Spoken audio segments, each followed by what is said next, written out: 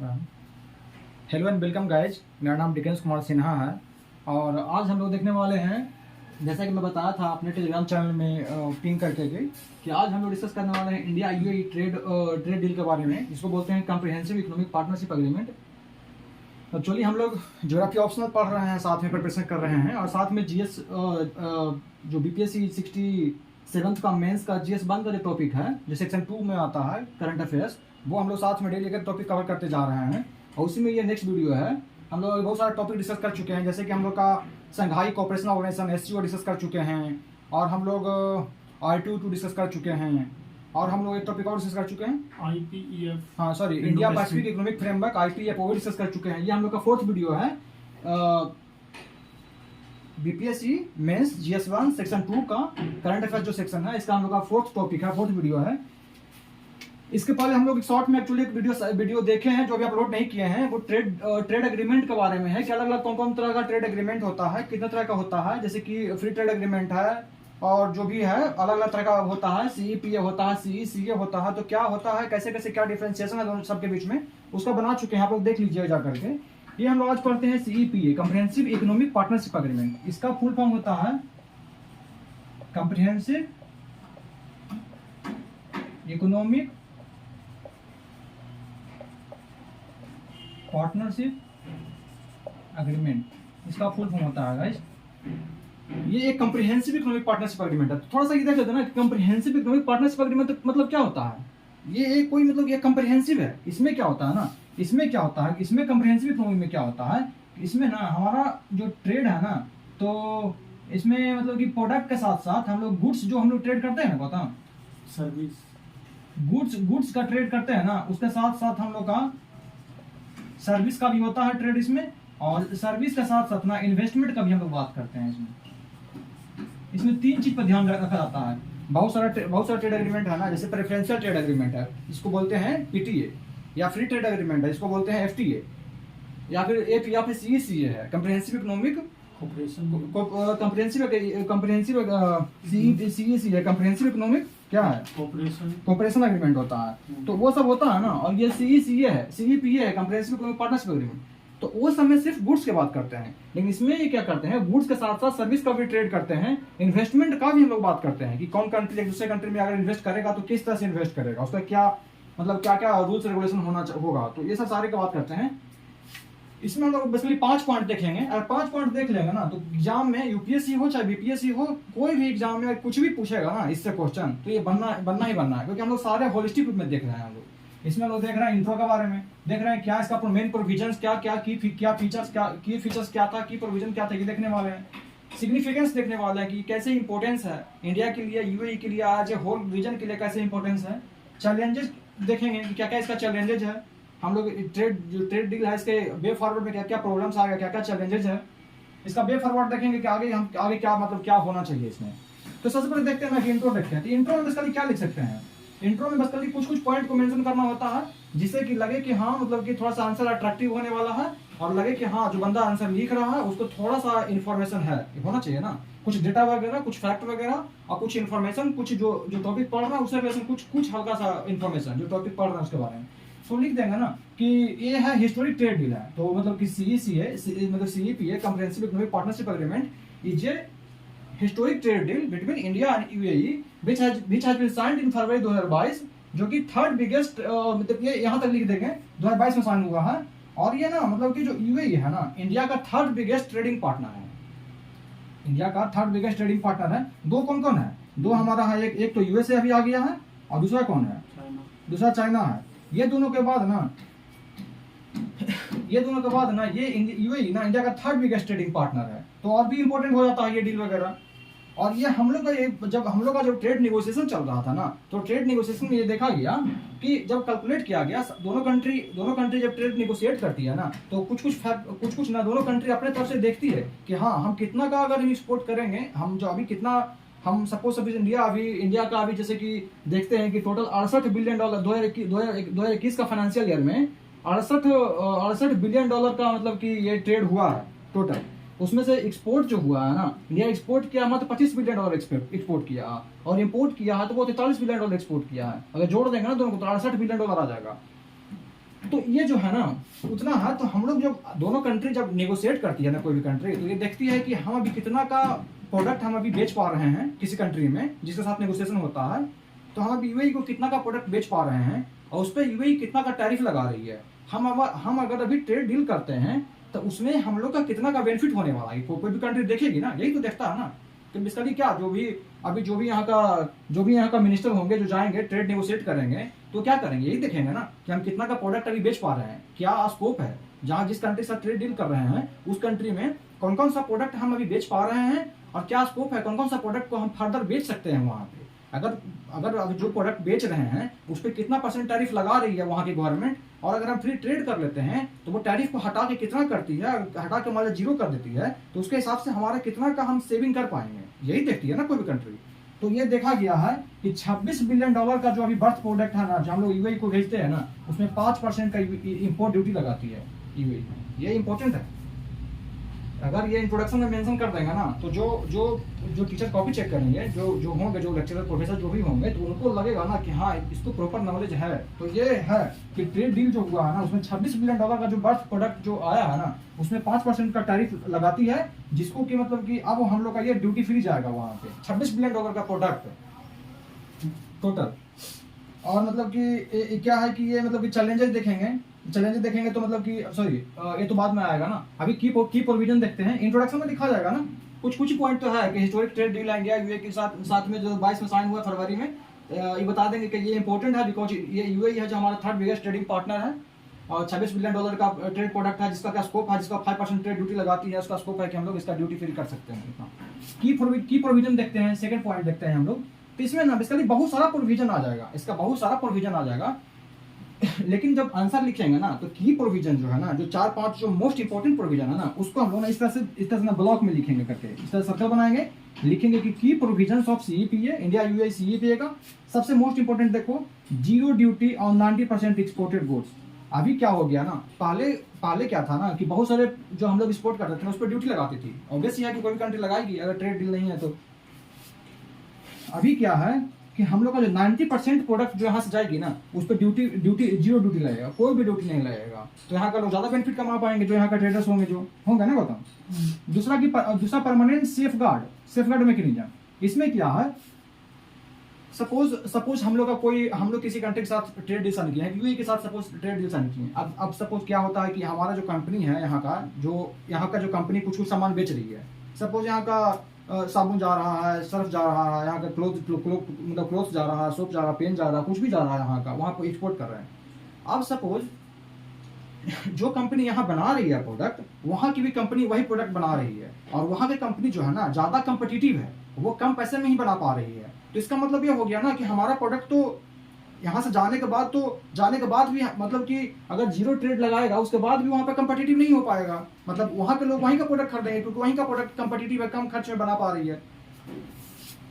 तो ये भी है ना कि सपोज इंडिया में ही यूएई का कोई कंपनी है जो कि एक्सपोर्ट करती है कोई भी चीज़ यहाँ पे आता है, और हमारा मार्केट है, सपोज हमारा मार्केट यहाँ का जो है कॉपी बनाने में उसको ये कॉपी बनाती है, और उसको बनाने में सपोज कुछ पैसा लगता है, 10 रुपये लगता है, सपोज इसका 50 रुपये लगता है। यूएई एक्सपोर्ट करके यहाँ बेचती है, 40 रुपये में बेचती है, बना रही है, यहाँ भेज रही है, उसके बाद भी 40 रुपये में उसको बेच रहा है, यहाँ पे बेच पा रही है वो। तो ऑब्वियस बात है कि हम उसका सामान खरीदेंगे ना, तो उससे क्या होगा ना कि हमारा जो अगर बहुत ज़्यादा मास लेवल पे होने लग जाएगा ना, तो हमारा मार्केट ना क्रैश करने लग जाएगा। अगर मास लेवल में डंपिंग होने लग गया, कोई कंट्री करने लगी, तो उसके लिए हम लोग एक सेटलमेंट एक ना सेफगार्ड मैकेनिज्म रखे हैं, परमानेंट सेफगार्ड मैकेनिज्म, कि अगर ऐसा सिचुएशन होता है कि हमारा कंट्री अगर फ्लडेड हो गया उस वहाँ का प्रोडक्ट से, हमारा जो यहाँ का जो भी कंपनी है वो अगर नहीं चल पा रही है, उसका प्रेशर वगैरह कंपेटिटिव नहीं हो पा रही है, तो उसके लिए एक सेफगार्ड मैकेनिज्म भी इसमें इंक्लूड किया गया है। ठीक है, 0 ड्यूटी समझ में आ गया,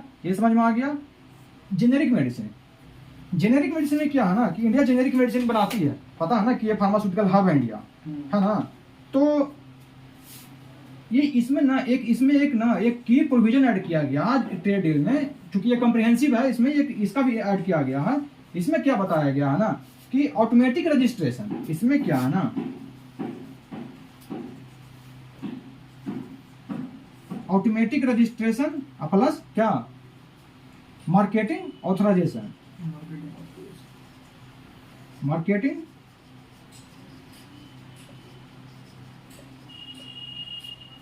automatic registration plus marketing authorization. मतलब क्या होता है कि इंडिया की जेनेरिक मेडिसिन, अगर अगर अगर इंडिया के जेनेरिक मेडिसिन जितना भी डेवलपिंग कंट्री है वहाँ पे अलाउ हो जाता है इंडिया के जेनेरिक मेडिसिन को। डेवलप कंट्री, हाँ डेवलप कंट्री, हाँ मतलब कि अगर इंडिया का डेवलपिंग कंट्री है ना, ऐसे देखो ना कि इंडिया का जो जितना भी जेनेरिक मेडिसिन है ना उसको और भी अदर कंट्री में अगर एक्सपोर्ट करने का अगर परमिशन मिल जाता है, रहने दो ना अभी अभी लिंक देखो ना यहाँ पे। हाँ इंडिया का जो मैं नहीं समझोगे तो बाद में पार हो जाएगा, फिर भी समझ में नहीं आएगा कि मतलब कि टीवीटी क्या है, एसपीएस क्या है, मतलब कि बहुत सारा जो पॉइंट है समझ में नहीं आएगा। इसलिए भी ध्यान से देखो यहाँ पे कि ऑथराइजेशन मतलब कि ये ऑटोमेटिक रजिस्ट्रेशन क्या है कि मतलब कि इंडिया का जेनेरिक मेडिसिन बहुत बड़ा हब है, तो इंडिया जो भी कंट्री इंडिया में जो भी जेनेरिक मेडिसिन बन रही है उसको अदर कंट्री में अगर एक्सपोर्ट करने का मतलब कि वर्ल्ड हेल्थ जो भी है ऑर्गेनाइजेशन वगैरह है इसको अगर परमिशन दे देती है तो अगर तो जो यूएई है ना अलग से कोई रूल नहीं लगाएगा, वहाँ पे है कि ऑटोमेटिक रजिस्ट्रेशन इसका उस कंट्री में, जैसे कोई भी कंट्री आपने इंपोर्ट करने से पहले मेडिसिन या कोई चीज रजिस्ट्रेशन करवाएगी ना कि हाँ इसको रजिस्टर कर लो, हम अपने कंट्री में इंपोर्ट कर रहे हैं, तो यूएई को अलग से रजिस्ट्रेशन करने की जरूरत नहीं पड़ेगा। यूएई में ऑटोमेटिकली वो रजिस्टर हो जाएगा वो मेडिसिन, ठीक है। और उसका मार्केटिंग ना, उसका मार्केटिंग ऑथराइजेशन है उसको बेचने की, मैंने रजिस्टर तो हो गया, वहां पे बेचने की मार्केटिंग करने का ऑथराइजेशन खुद से हो जाएगा। इस तरह से प्रोविजन इसमें बना हुआ है ऑटोमेटिक। ये बहुत इंपॉर्टेंट वर्ड है, इसको आंसर में यूज करना बहुत जरूरी है कि जेनेरिक मेडिसिन का automatic registration plus marketing authorization, ये यूज करना ही करना ये टर्म को, नहीं तो फिर वो आंसर उतना अच्छा नहीं हो पाएगा। कुछ कुछ पॉइंट यूज करना बहुत जरूरी होता है। इसमें की वर्ड ही हम यूज किए हैं, बाकी इसके अलावा आगे पीछे तुम कुछ जोड़ सकते हो, बट इतना जोड़ना बहुत जरूरी है कि ये जो अभी हम लोग लिख रहे हैं automatic registration plus marketing authorization ये हो गया। इसके अलावा एक ये है कि स्ट्रिंजेंट रूल ऑफ ऑरिजिन, तो ये समझना बहुत जरूरी है। अब स्ट्रिंजेंट रूल ऑफ ऑरिजिन क्या है, सपोज दो कंट्री ट्रेड डील साइन कर ली, ठीक है। चाइना हम इंडिया यूए के साथ में ट्रेड डील साइन कर लिए। चाइना सपोज चाइना मतलब कि क्या, चाइना की बहुत ज्यादा मैन्युफैक्चरिंग हब है। अब हम क्या किए, हमको दिमाग में कुछ खुरपाती समझ में आया, हम चाइना से कुछ प्रोडक्ट को इम्पोर्ट किए, खिलौना या कुछ भी इम्पोर्ट किए, वहाँ से टॉय वगैरह इम्पोर्ट किए, उसमें बस कुछ हल्का फुल्का चेंज किए, यहाँ से ठप्पा उप्पा लगाया, मुहर लगाया, यूएई बेच दिए। अब यूएई वाले को क्या लगेगा, पता ही नहीं चल पाएगा। अगर नहीं पता चल पाएगा तो क्या होगा, वहाँ का मार्केट तो ये हो जाएगा। मैंने दो कंट्री हम लोग ट्रेड डील साइन किए हैं, हाँ अपना स्ट्रेंथ और वीकनेस को देखते हुए साइन किए हैं।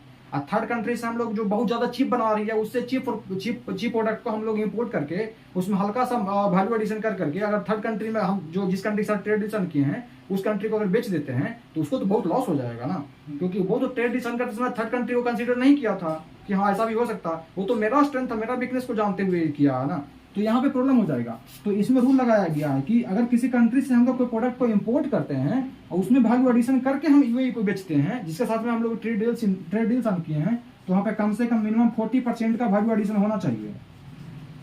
अगर 40% का वैल्यू एडिशन कर रहे हैं आप, इसका मतलब ये हुआ कि हाँ ये प्रोडक्ट आपका है, आप बेच रहे हैं। 40% से कम है, इसका मतलब कि अगर कोई कंट्री ला रही है 2% 4% चेंज करके बेच रही है, तो इसका मतलब तो ये हो गया ना कि बेसिकली दूसरे कंट्री से इंपोर्ट करके खुद ही बेच रही है वो।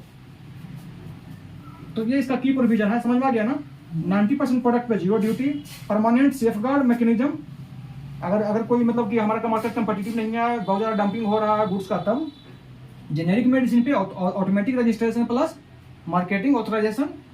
और रूल ऑफ ऑरिजिन में है स्ट्रिंजेंट रूल ऑफ ऑरिजिन, मानी कि 40% अगर कहीं से इंपोर्ट करें तो उसमें वैल्यू एडिशन करना पड़ेगा, तो ये काम करेगा, और नहीं तो फिर इस पे ड्यूटी लगना चालू हो जाएगा। अगर ड्यूटी फ्री होगा ना यहाँ पे, तो ये ड्यूटी फ्री नहीं होगा। अगर 40% ऐड नहीं करेंगे तो ड्यूटी फ्री नहीं होगा, ड्यूटी लगना चालू हो जाएगा उस पर। फिर इसके अलावा भी बहुत सारा प्रोविजन है, ये तो मोस्ट इंपॉर्टेंट प्रोविजन हो गया 4। इसके अलावा प्रोविजन कुछ है, जैसे कि ट्रेड इन सर्विसेज है। ट्रेड इन सर्विसेज मतलब बोले तो क्या, ट्रेड इन सर्विसेज बोले तो हम सर्विस में भी ट्रेड कर सकते हैं। जैसे कि हम अपना एजुकेशन है, कितना 15 मिनट, हाँ अपना एजुकेशन है, हेल्थ है, ये सब का भी हम ट्रेड कर सकते हैं ना, अपना सर्विस प्रोवाइड कर सकते हैं। टीबीटी क्या है, technological barrier to trade, sorry technical barrier to trade, यहाँ पे है टेक्निकल बैरियर टू ट्रेड। यहाँ पे क्या होता है बताओ, टेक्निकल बैरियर टू ट्रेड, बताओ टेक्निकल बैरियर टू ट्रेड। और एसपीएस क्या होता है, सैनिटरी एंड नहीं, सैनिटरी एंड फाइटोसैनिटरी मेजर्स।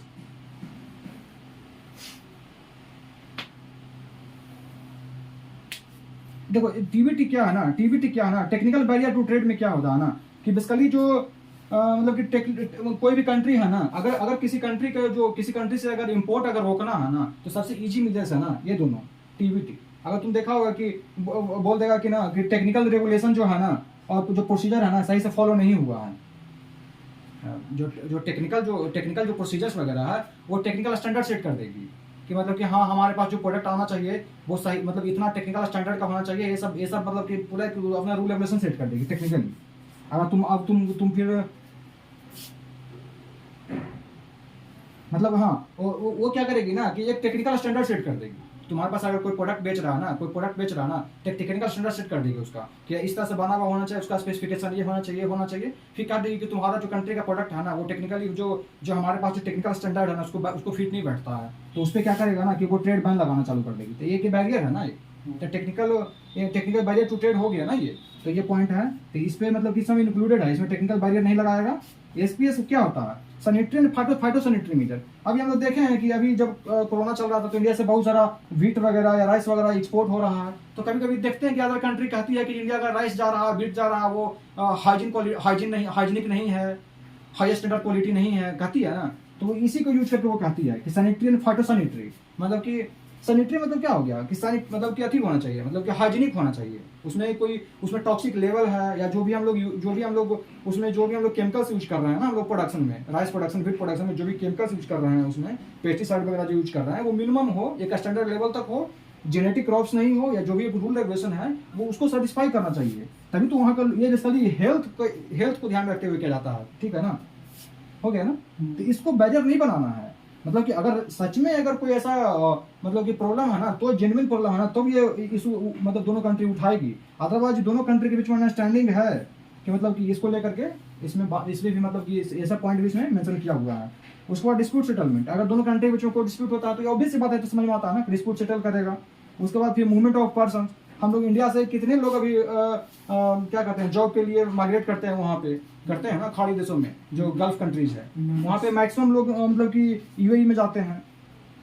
उसके बाद क्या है, इंटेलेक्चुअल प्रॉपर्टी राइट है। ऐसा ना हो कि वो कंट्री हमको कुछ सामान बेच रही है और उसी कंट्री का हम रिवर्स इंजीनियरिंग कर दें। सपोज हमको कोई ड्रोन बेच रही है, कुछ यूएस से हमारा कुछ चीनूक हेलीकॉप्टर आ रहा है, उसी को रिवर्स इंजीनियरिंग करके उसका आईपीआर दूसरा चुरा ले, प्रॉपर्टी राइट ही वायलेट कर दे। तो ये ऐसा नहीं होना चाहिए ना। ट्रेड है तो आईपीआर का यहाँ पे ध्यान रखा गया है कि इंटेलेक्चुअल प्रॉपर्टी राइट वायलेट नहीं करेगा कोई। इन्वेस्टमेंट एक दूसरे कंट्री में इन्वेस्ट करना है, और डिजिटल ट्रेड को भी यहाँ पर रखा गया। डिजिटल ट्रेड मतलब क्या हो गया, सिंपल सी बात है, जो डिजिटली ट्रेड करते हैं हम लोग। जैसे क्या होता है कि या तो डिजिटल हम ऑर्डर किए हों, और नहीं तो डिजिटली हम कोई भी चीज रिसीव कर रहे हैं। हम डिजिटल ऑर्डर मतलब जैसे कि अमेजन से हम कुछ ऑर्डर करते हैं तो डिजिटल ऑर्डर हो गया, या डिजिटली रिसीव करते हैं। जैसे कि हमको गाना सुनने के लिए हम मतलब सपोज हम यूट्यूब को हम पैसा दे रहे हैं ताकि हमारा ऐड फ्री चले कोई भी चीज, तो क्या है डिजिटल ट्रेड है, कैसे मतलब डिजिटली ट्रेड हो रहा है ना ये सब चीजों का, तो डिजिटल ट्रेड में आ जाएगा। समझ में आ गया ना। बेसिकली कितना 10 पॉइंट हो गया। 10 पॉइंट बहुत है, चार पॉइंट जो है हाईलाइट करके दिखा देंगे, बाकी पॉइंट को किस तरह से ऐसे ही कर देंगे हल्का सा, ठीक है ना। सिग्निफिकेंस में देखते हैं, सिग्निफिकेंस में ट्रेड इन गुड्स। अभी हम बताए थे कि इंडिया का 2021 का फाइनेंशियल ईयर में $68 बिलियन का ट्रेड हुआ है टोटल, उसमें से $25 बिलियन इंडिया एक्सपोर्ट किया है, इंपोर्ट $43 बिलियन करता है 68 बिलियन में से। आप सोचो इसको ना, अगर ये समझ में नहीं आएगा, ये नहीं याद रहेगा, ये नहीं दिखेगा, तो $100 बिलियन करने कहा ना, इसका समझ ही नहीं आएगा कितना से 100 करना है। अभी एक्चुअली हम लोग का 68 है, इसको 100 बिलियन तक पहुंचाना है नेक्स्ट 5 ईयर में। ट्रेड का सिर्फ गुड्स का, सिर्फ सर्विस का $15 बिलियन हम लोग को पहुंचाना है। मैं टोटल कहें तो 115 बिलियन पहुंचाना है हम लोग को ट्रेड का और सर्विस का, ठीक है। नेक्स्ट 5 ईयर में 1 मिलियन न्यू जॉब क्रिएट करने की बात कही जा रही है। और गल्फ कोऑपरेशन कंट्री, इसका सिग्निफिकेंस है ना गौतम, ट्रेड का, गुड्स का, सर्विस का इतना पहुंचाने से सिग्निफिकेंस है ना। इसका क्या सिग्निफिकेंस है इंडिया के लिए, और या उसके लिए भी, यूएई के लिए भी, या एज ए होल। अगर पूछता है सिग्निफिकेंस इंडिया के लिए क्या है, तो यहीं से हम अपना आंसर को मोड़ देंगे। या सिग्निफिकेंस पूछे या इंडिया के लिए सिग्निफिकेंस पूछे, अपना आंसर किस तरह से मोड़ देंगे। फिर 1 मिलियन न्यू जॉब क्रिएट होगा, तो सिग्निफिकेंस है। गल्फ कोऑपरेशन कंट्री जो है ना, उसके साथ साथ हमारा धीरे धीरे इंटरेक्शन बढ़ेगा, क्योंकि गल्फ कोऑपरेशन कंट्री में क्या क्या आता है। यहाँ पे हल्का सा मैप बना दिए हैं, दिख रहा हो ना, मैप दिख रहा है ना, एक हल्का सा मैप बना दिए ताकि ना मैप एग्जाम में मैप बनाने में चूकना नहीं है। कोई भी हल्का सा डायग्राम हो बस स्केच कर देना, ज्यादा कुछ अलग करने की जरूरत नहीं है। ये गल्फ कंट्री है, है ना, अफ्रीका के ऊपर में जो हल्का सा गल्फ कंट्री है, यहाँ पे यूएई यहाँ पे कुछ लाइक करता है, इंडिया यहाँ पे है, तो इंडिया यूएई को दिखा देंगे थोड़ा सा, और गल्फ कोऑपरेशन कंट्री घेर करके दिखा देंगे। यहाँ पे एमएन नहीं आता है, ओमान तो नीचे जो रीजन है ना, एमएन नहीं आता है, यहाँ पे ध्यान रहे खाली गल्फ कोऑपरेशन में। बाकी सारे कंट्री आते हैं, जैसे सऊदी अरबिया हो गया, कुवैत हो गया, बहरीन हो गया, कतर हो गया, यूएई हो गया, ओमान हो गया, 6 कंट्री सब है यहाँ का रीजन है। तो इसके साथ साथ हमारा कोऑपरेशन बढ़ेगा ना, अगर इसके साथ बढ़ रहा है यूएई के साथ में, तो बाकी लोगों के साथ भी बढ़ेगा कोऑपरेशन। ये हो गया, मार्केट एक्सेस मिलेगा अब होने से, उसका मार्केट एक्सेस हमारे पास, हमारा मार्केट एक्सेस उसको मिलेगा। जम्मू कश्मीर में भी सुन रहे हैं ना कि ये कुछ मॉल बनाने वाली थी, कुछ इन्वेस्टमेंट करने वाली है, तो जम्मू कश्मीर भी धीरे धीरे हमारा जो मेन एरिया से इंटीग्रेट हो जाएगा, इन्वेस्टमेंट आएगा तो वहाँ के लोग भी वेल बीइंग, वहाँ के लोग भी सुधरेगा। डिजिटल ट्रेड अभी हम देखे हैं ना, एनर्जी सिक्योरिटी भी हम लोग का होगा, क्योंकि यूएई भी एक बहुत बड़ा एनर्जी एनर्जी है ना, एनर्जी एक्सपोर्टर है, तो एनर्जी सिक्योरिटी भी सुधरेगा। ज्वेलरी एक्सपोर्ट इंडिया का होगा। इंडिया का सुने थे न्यूज में कि इंडिया का ज्वेलरी एक्सपोर्ट को बहुत बड़ा बूम मिलने वाला है, बहुत बड़ा मतलब बूस्ट मिलने वाला है, क्योंकि जो अभी हम लोग का 90% जब एक्सपोर्ट हम लोग का जो ड्यूटी फ्री हो जाएगा, कोई जियो ड्यूटी लगेगा, तो उसमें अगर मतलब कि ये मतलब ज्वेलरी आता है ना, तो ज्वेलरी पे भी तो कोई ड्यूटी नहीं लगेगा, तो एक्सपोर्ट बढ़ेगा ना इसका हम लोग का। तो ये हो गया, अलग से मेंशन किया है क्योंकि ये बहुत न्यूज में था। और उसके बाद person to person contact, person to person भी हम लोग पर्सन टू पर्सन हम लोग का जो टाई है वो इम्प्रूव होगा, यहाँ के लोग जाएंगे काम करने। तो उसके बाद फिर रिमिटेंस भी हम लोग का जब हम लोग का जब यहाँ से ज़्यादा पर्सन टू पर्सन जाएंगे, तो रिमिटेंस भी हमारा आएगा, जो वहाँ से पैसा आएगा वो भी इम्प्रूव होगा, वहाँ से होगा ना। अभी 38%, ये डाटा याद रखना, 38% पीपल जो वहाँ का जो है ना, वो इंडिया से जो यहाँ से माइग्रेट किया है ना, वो है, सोच लो 38% वहाँ का लोग जो है ना, जो यहाँ का जो लोग जाते हैं वो क्या है, माइनॉरिटी हो जाएंगे ना। तो जो सबसे लार्जेस्ट माइनॉरिटी यूएई में है ना, वो इंडियन कम्युनिटी का ही है, और 38% है, इसलिए यूएई बहुत इंपॉर्टेंट है गल्फ कंट्री में हम लोग के लिए।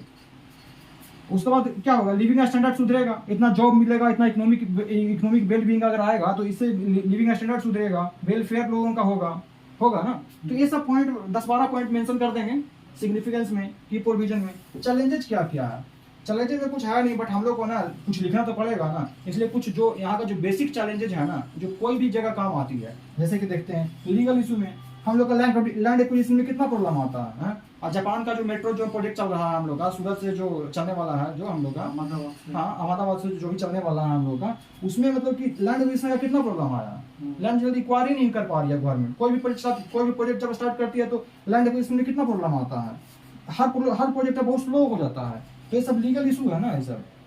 ट्रेड डिफिसिट, इंडिया का ट्रेड अभी डिफिसिट है ना, 25 एक्सपोर्ट करते हैं, 43 इंपोर्ट करते हैं, जितना ट्रेड डिफिसिट है ना, तो ये एक चैलेंज है।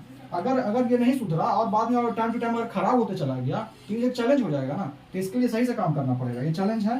पॉलिटिकल बिल, इंडिया का जो यहाँ का जो पॉलिटिकल सिस्टम इस तरह से है ना, कि एक बार बस ट्रेड डील साइन हो गया, उसके बाद सब सो रहे हैं, बस क्या प्रोग्रेस है कुछ नहीं, किसी को कोई मतलब नहीं है। गवर्नमेंट चेंज हो गई तो और सोए रहेंगे। तो पॉलिटिकल बिल नहीं है यहाँ का, जो पॉलिटिकल जो पीपल हैं उनमें एकदम इच्छा शक्ति नहीं है कि कुछ करना है। ये पॉलिटिकल बिल का कमी इंडिया में है। उस तरह से फिर इंडियन ब्यूरोक्रेसी भी बहुत जगह तो अच्छा है, बहुत जगह खराब भी हो जाता है, कि मतलब कि करप्शन है, तो जब तक 5% कमीशन नहीं लेंगे तो हम प्रोजेक्ट को इम्प्रूव नहीं करेंगे। तो ये सब इंडियन ब्यूरोक्रेसी में है ना। यहाँ से प्रोसेस फाइल हुआ, यहाँ से कोई प्रोजेक्ट स्टार्ट हो रहा, लैंड एक्वायर हो गया, तो फिर जो यहाँ से मर्जेंस वगैरह का जो इशू आ जाएगा, उसके साथ सेटलमेंट का इशू आ जाएगा, फिर क्लाइमेट का इशू आ जाएगा, पेड़ पौधा काटेगा तो अलग मतलब एनजीओ खड़ा हो जाएगा, तो ब्यूरोक्रेट्स अलग कमीशन के चक्कर में रहेंगे। तो मतलब एक बहुत बड़ा नेक्सस है ये सब। तो ये ब्यूरोक्रेसी भी इसमें आ जाएगा, जो प्रॉब्लम है इंडिया के लिए। नॉन कम्पिटिटिव इंडियन मार्केट अभी भी उतना कम्पिटिटिव नहीं है। तो अभी भी नहीं है, तो वहाँ पे जो एक्सपोर्ट है हम लोग 25 कर रहे हैं, जो हम लोग का यहाँ पे ट्रेड डिफिसिट और बढ़ सकता है अगर हम लोग सही से मैनेज नहीं किए तो ये हम लोग को अपना मार्केट को कम्पिटिटिव बनाना पड़ेगा, ये चैलेंज है। उसके बाद रिस्पेक्ट ऑल कल्चर, हम लोग का बार इशू होता रहता है। इंडिया में कोई भी इशू अगर होता है ना, तो हिंदू मुस्लिम हो जाता है। अभी भी हम लोग बहुत ज़्यादा कम्युनलाइज हो जाता है इंडिया का जो कल्चर है। तो अगर होते रहेगा फ्यूचर में, अगर इस पर हम लोग अगर इस पर हम लोग फ्यूचर में अगर काम नहीं किए, और हम लोग इस तरह से हम लोग का इंडिया मुस्लिम अगर चलता रहा, तो चूंकि यूएई और जो भी है ना, एक मुस्लिम मेजोरिटी कंट्री है, गल्फ कंट्री। तो जब भी किसी कंट्री पे कुछ भी आता है ना, तो कल्चर वगैरह ना, अपना जो कोई भी चीज़ का जो कल्चर होता है ना, उसको प्रिजर्व करना चाहते हैं। तो ये ऐसा ना हो कि ये जो हम लोग का जो हिंदू मुस्लिम का जो हम लोग का जो कम्युनल वायलेंस वगैरह जो इंडिया में होता है, इससे कारण से हम लोग कहीं ट्रेड डील इफेक्ट हो सकता है ना ये। तो ये भी एक एंगल है।